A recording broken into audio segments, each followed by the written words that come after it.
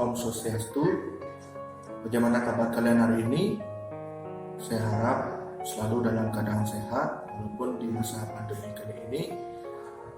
Nah, pada kesempatan kali ini sebelumnya perkenalkan, saya Wayan Budi Mega Saputra.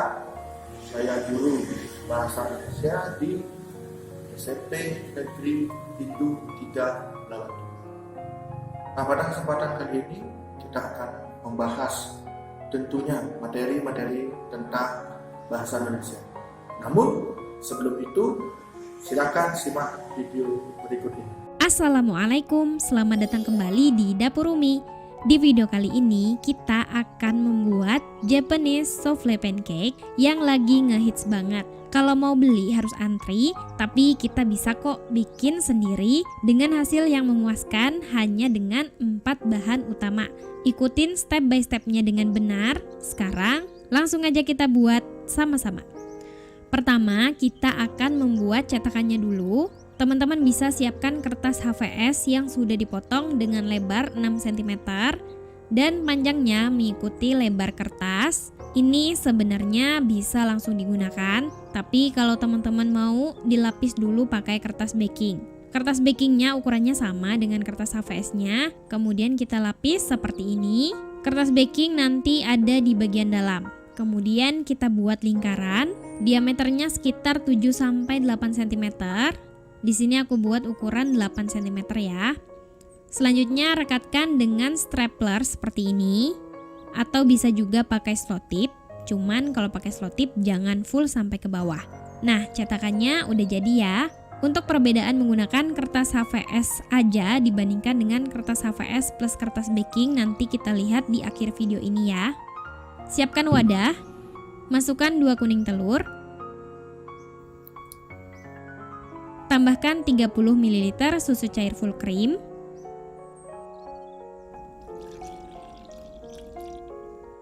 aduk sampai tercampur rata. Kalau sudah rata, masukkan 33 gram tepung terigu protein rendah. Kita masukkan sambil diayak terlebih dahulu biar nggak menggumpal. Aduk sampai tercampur rata. Nah, sebagai tambahan, teman-teman bisa menambahkan setengah sendok teh pasta vanila. Aduk lagi sampai tercampur rata. Konsistensi adonan yang pas, seperti ini ya. Sisihkan sebentar. Siapkan wadah yang bersih. Sebaiknya pakai wadah kaca atau stainless steel, tapi karena aku nggak ada, jadi aku pakai wadah plastik. Gak apa-apa ya, yang penting bersih, bebas dari kotoran, terutama minyak atau lemak lainnya. Masukkan 2 putih telur. Telurnya ini juga pastikan bersih, bebas dari lemak dan minyak, juga dari kuning telur sedikit pun. Kemudian kita akan kocok menggunakan mixer. Di sini aku pakai hand mixer Mito MX200. Ada 2 jenis kepala. Ini aku menggunakan kepala bitter. Untuk kecepatannya mixer ini ada 5 kecepatan turbo. Jadi cepat banget buat mengocok adonan. Desainnya high end serta wattnya rendah. Mix dengan kecepatan paling rendah sampai berbusa. Kalau udah mulai berbusa seperti ini, masukkan 30 gram gula pasir. Lebih baik gula pasir berbutir halus atau gula kastor, tapi gula biasa seperti ini juga bisa. Kita masukkan gula dalam 3-4 tahap ya, jangan dituangkan sekaligus. Masukkan secara bertahap seperti ini sampai busa kocokan putih telur menjadi lebih halus. Di sini aku lakukan sebanyak 4 tahapan. Dan kira-kira kalau udah mulai larut gulanya, kita naikkan kecepatan mixer. Teman-teman bisa pakai 1-2 kecepatan lebih tinggi. Kalau pakai hand mixer Mito MX200 ini pakai kecepatan 1 dan 2 pun udah cukup kenceng ya. Karena dia emang kecepatannya turbo. Jadi sesuaikan aja sama mixer masing-masing. Kalau sudah mengental dan halus pori-pori kocokan telurnya, udah cukup. Kalau kita angkat kepala mixer, tertinggal adonan yang terlihat seperti jambul runcing yang mengarah ke bawah. Seperti ini, tandanya udah cukup, ini udah soft peak. Ambil sepertiga kocokan putih telur, kemudian masukkan ke dalam wadah berisi campuran kuning telur yang sudah kita siapkan sebelumnya. Aduk rata menggunakan spatula. Kita longgarkan dulu adonannya. Aduk balik seperti ini sampai rata. Kalau sudah rata, masukkan sepertiga kocokan putih telur. Aduk rata lagi menggunakan spatula. Aduk balik sampai tercampur rata dengan perlahan. Kalau udah rata, kita ambil sepertiga kocokan putih telur yang terakhir. Aduk balik dengan lebih perlahan dan hati-hati sampai tercampur rata. Pastikan di dasar mangkuk nggak ada endapan kuning telur ya.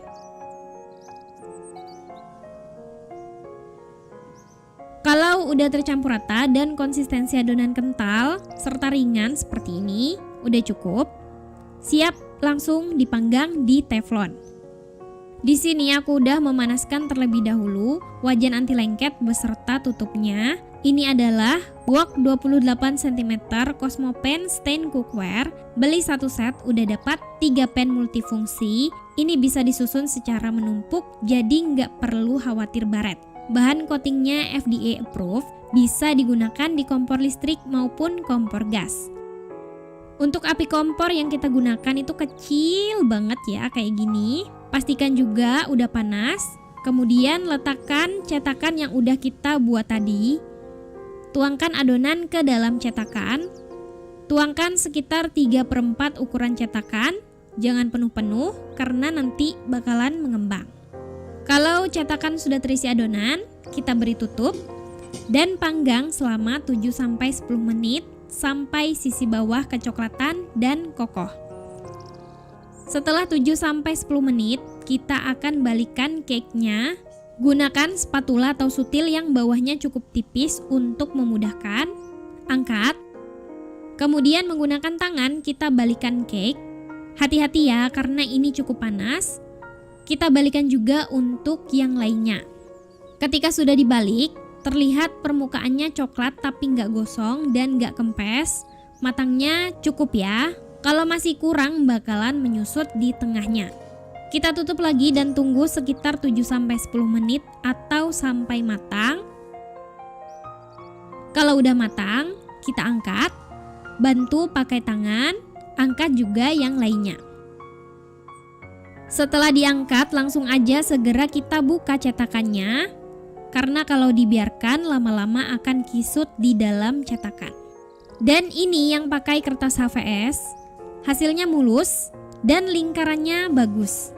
Untuk yang kombinasi pakai kertas HVS dengan kertas baking di dalamnya, ketika kita lepas, terlihat bentuknya nggak serapi yang pakai kertas HVS aja. Tapi tentunya akan lebih aman kalau kita konsumsi. Itu ya plus minusnya. Satu resep ini bisa menghasilkan kurang lebih 2-3 souffle pancake dengan ukuran seperti ini. Kelihatan ya kelembutannya dan matangnya merata. Kita goyang-goyangin seperti ini. Jiggly, dia bergoyang. Ini udah aku balik. Dan untuk hasil akhirnya penyajiannya ini opsional aja. Bisa kalian tambahin krim custard atau glaze. Di sini aku pakai glaze tiramisu. Tambahkan secukupnya dan ratakan. Selanjutnya tambahkan sedikit taburan coklat bubuk di atasnya seperti ini. Dan tampilannya menjadi semakin menarik. Udah mirip kayak yang dijual-jual. Gimana? Gampang kan sebenarnya cara bikinnya? Yang penting ikutin step by stepnya dengan benar. Tampilannya menarik banget. Disendokin pun kayak gini. Ini masih jiggly ya. Rasanya enak. Ditambah glaze tiramisu, mantap banget. Nah, kalau teman-teman mau lihat teksturnya, ini kalau kita buka seperti ini ya. Ini tuh lembut banget. Selembut kapas. Recommended. Selamat mencoba ya. Makasih udah nonton. Maaf kalau ada salah. Semoga bermanfaat. Wassalamualaikum warahmatullahi wabarakatuh.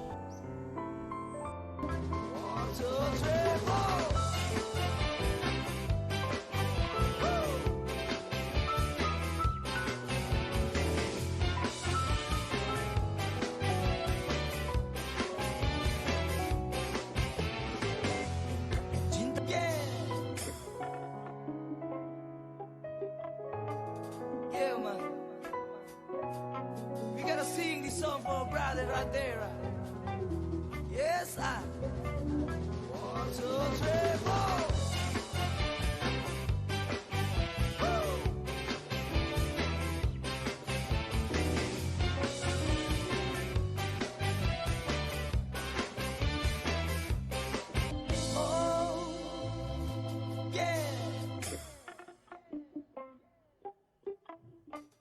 Yeah, man.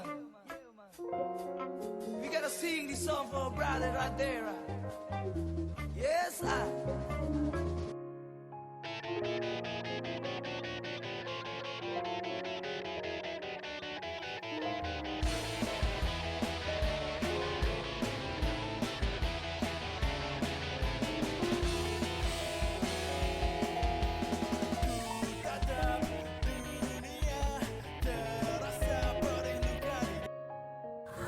Nah, bagaimana anak-anak? Apakah sudah menonton apa yang ditayangkan tadi?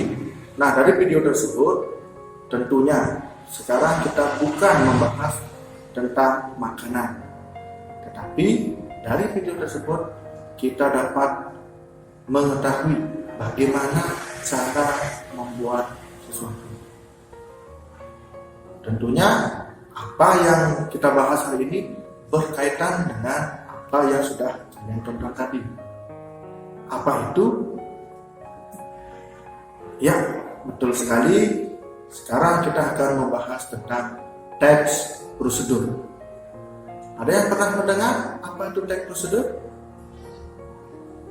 Bagaimana? Ada yang pernah mendengar atau yang pernah membaca apa itu teks prosedur?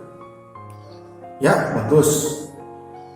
Teks prosedur adalah teks yang berisikan penjelasan tentang kegiatan untuk membuat, menggunakan, dan cara melakukan sebuah kegiatan dengan langkah-langkah yang lebih rinci, jelas, dan berurutan.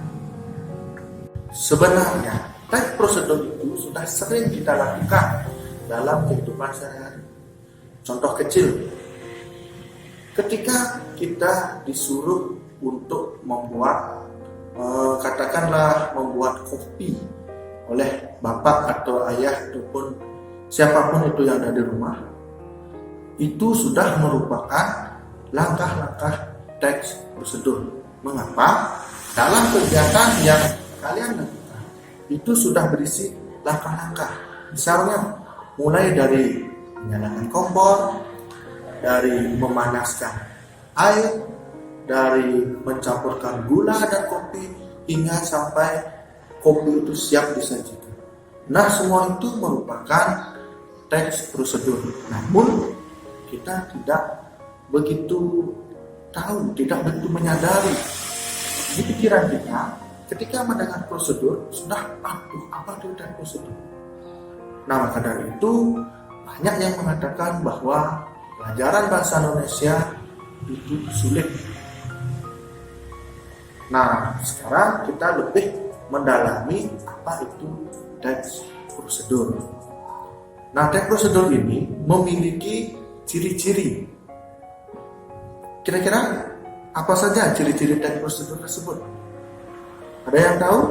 Ayo. Ya, betul sekali. Teks prosedur memiliki ciri-ciri utama, yaitu yang pertama, berisikan langkah-langkah. Yang kedua, bersifat objektif. Maksudnya di sini, objektif adalah apa adanya. Apa yang kita lakukan, itulah yang kita tuangkan ke dalam tulisan. Ciri yang ketiga, menjelaskan secara detail. Dalam teks prosedur, penjelasan terutama langkah-langkah itu harus dijelaskan secara mendetail. Misalnya, kita harus membuat sesuatu, kita harus memanaskan api ataupun memanaskan minyak, air itu dengan durasi yang sudah kita tentukan, agar apa yang kita jelaskan tepat gunanya. Ciri yang keempat yaitu bersifat aktual dan akurat.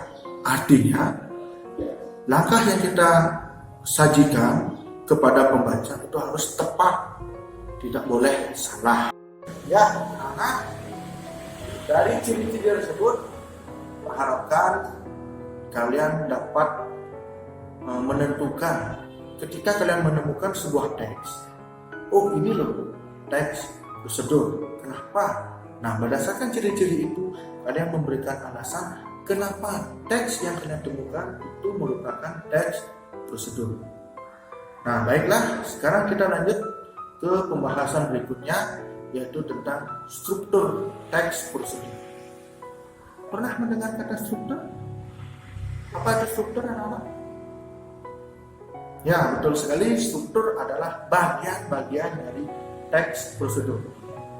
Secara umum, struktur teks prosedur itu ada 4. Yang pertama, ada tujuan. Kemudian ada alat dan bahan. Kemudian ada langkah-langkah dan ada simpulan. Akan tetapi, ketika kita menuangkan ke dalam bentuk tulisan ataupun teks prosedur itu bagi menjadi 6 struktur. Apa itu? Yang pertama tentu ada judul. Apapun teks yang kalian tulis itu harus ada judulnya. Nah, judul ini ditulis secara singkat, jelas, dan tentunya mewakili apa yang kita tuangkan ke dalam isi teks tersebut. Contoh, kita membuat kopi. Jadi judulnya itu adalah cara membuat kopi yang praktis. Nah, cukup sekian. Itu sudah mewakili isi dari teks prosedur yang kalian tulis tentang membuat kopi. Nah, yang kedua itu penjelasan umum. Apa itu penjelasan umum? Penjelasan umum berisikan tentang penjelasan kegiatan yang kita lakukan. Misalnya kita membuat kopi tadi. Nah, di sini kita menjelaskan kopi itu apa kegunaan, mengapa kita membuat kopi. Di sini bisa kita jelaskan, contohnya kopi adalah minuman yang paling disukai banyak orang. Kopi ini bisa menghilangkan stres ataupun bisa menghilangkan rasa ngantuk. Nah, bagaimana cara membuat kopi? Itu bisa seperti itu ya, penjelasan kita tentang kopi tersebut. Langkah ketiga yaitu tentang tujuan. Nah, tujuan di sini berisikan tentang tujuan hasil dari kegiatan kita dalam membuat teks prosedur tersebut. Misalnya, kita membuat kopi itu. Jadi tujuan yang kita tuangkan ke dalam teks prosedur itu adalah tujuannya agar pembaca dapat mengetahui langkah-langkah membuat kopi yang praktis. Baik, kita lanjut. Struktur yang keempat adalah alat dan bahan. Nah, struktur yang keempat ini, alat dan bahan ini tidak mesti. Mengapa? Karena dari ketiga teks prosedur, cara membuat, cara menggunakan, maupun cara memakai, tidak semuanya harus ada alat dan tujuan. Cara membuat, itu sudah pasti ada alat dan bahan. Maaf ya, bahan maksudnya. Mengapa? Karena dalam membuat sesuatu itu kita memerlukan alat dan bahan. Kemudian cara menggunakan, ya bisa jadi ada alat dan bahan ataupun tidak harus ada ya. Kemudian yang lebih satu, cara memakai, boleh kalian menggunakan atau mengisikan alat dan bahan tersebut. Nah, alat dan bahan ini kita berisikan daftar apa saja alat-alat yang kita perlukan maupun bahan-bahan yang kita perlukan dalam membuat sesuatu atau melakukan sesuatu seperti itu. Baik, lanjut kita ke struktur yang kelima, yaitu langkah-langkah. Nah, ini yang paling penting ya. bagian ini yang paling penting dalam sebuah teks prosedur. Nah, langkah-langkah di sini dimaksudkan berisikan rincian mengenai langkah-langkah yang harus dilakukan oleh pembaca dalam melakukan ataupun menggunakan sesuatu. Nah, di sini kita jelaskan langkah-langkah ini harus kita tulis secara berurutan, harus kita tulis secara jelas dan akurat atau tepat. Itu. Nah, struktur yang terakhir yang sudah Pak sebutkan tadi yaitu tentang penutup atau simpulan. Nah, di bagian penutup ini berisikan pesan yang akan kita sampaikan kepada para pembaca yang sudah kita lakukan. Maksudnya di sini, misalnya bagian penutup. Nah, baiklah pembaca ataupun baiklah para pembaca yang setia, itulah tadi langkah-langkah membuat kopi.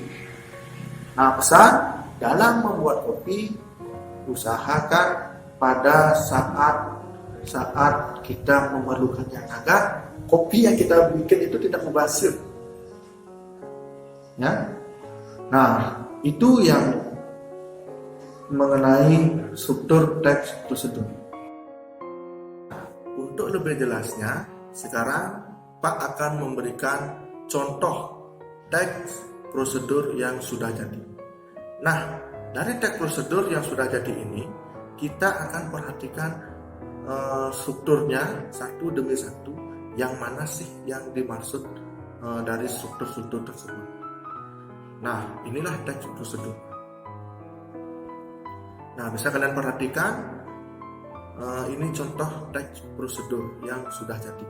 Nah, Pak berikan contoh teks prosedur ini cara membuat kopi. Kenapa? Karena kegiatan membuat kopi ini Pak rasa merupakan kegiatan yang sudah lazim, sudah banyak digunakan atau sudah banyak dilakukan oleh masyarakat. Tentunya kalian sendiri. Ya, silakan diperhatikan. Yang pertama, apa struktur yang pertama, anak-anak? Ya, betul sekali, struktur yang pertama itu adalah judul. Bisa kalian perhatikan teks tersebut. Judul dari teks prosedur tersebut adalah cara membuat kopi yang praktis. Nah, cara membuat kopi yang praktis ini merupakan struktur judul teks prosedur. Kemudian struktur yang kedua itu adalah deskripsi umum atau penjelasan umum. Yang mana itu? Deskripsi umumnya adalah kopi adalah minuman yang paling banyak disukai oleh masyarakat atau banyak orang. Kopi bisa menghilangkan stres ataupun bisa menghilangkan rasa ngantuk. Nah, itu merupakan deskripsi umum atau penjelasan umum tentang kopi. Nah, jadi objek yang kita tulis dalam teks prosedur ini adalah kopi. Jadi kopi inilah yang kita jelaskan pada struktur atau pada bagian deskripsi umum. Ya, sekarang kita ke struktur yang ketiga. Apa itu? Ya, betul sekali, struktur yang ketiga adalah tujuan. Dari teks deskripsi ini, tujuannya adalah teks ini dibuat untuk mengetahui cara praktis dalam membuat kopi yang enak. Nah, itu merupakan struktur tujuan. Nah, anak-anak, sekarang kita ke struktur berikutnya. Struktur berikutnya setelah tujuan itu adalah alat dan bahan. Nah, pada teks ini alat dan bahan kita cantumkan karena teks prosedur yang kita buat ini kegiatannya memerlukan alat dan bahan. Nah, alat dan bahan di sini adalah yang pertama itu ada alat. Alatnya ketika kita membuat kopi tentunya alatnya adalah kompor, temannya kompor, gas. Setelah itu wajan sebagai tempat nanti merebus airnya, kemudian gelas dan sendok. Kemudian bahannya tentu air, yaitu air hangat, kemudian kopi dan gula. Ya anak-anak, sekarang kita ke langkah yang kelima, yaitu langkah-langkah. Nah, bisa kalian perhatikan pada teks ini, langkah-langkah itu ditulis nyambung. Nah, itu ada yang pertama, kedua, ketiga, dan seterusnya sampai langkah-langkah itu menjadi satu. Nah, bagaimana dalam langkah-langkah ini kita harus memberikan keterangan yang jelas kepada pembaca agar langkah-langkah itu tidak salah, sehingga hasil dari kegiatan kita, yaitu dalam tes ini, yaitu membuat kopi, menjadi benar atau tepat. Ya, anak-anak, sekarang kita ke struktur yang terakhir atau struktur yang keenam, yaitu penutup atau simpulan. Contoh dari penutup ini bisa kalian perhatikan kembali ke teks prosedurnya.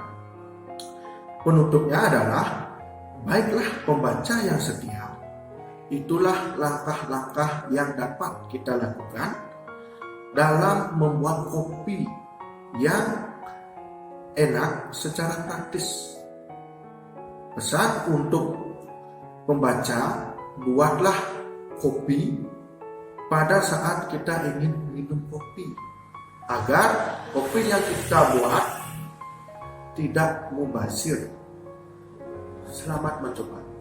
Nah, seperti itu penutup dalam teks prosedur.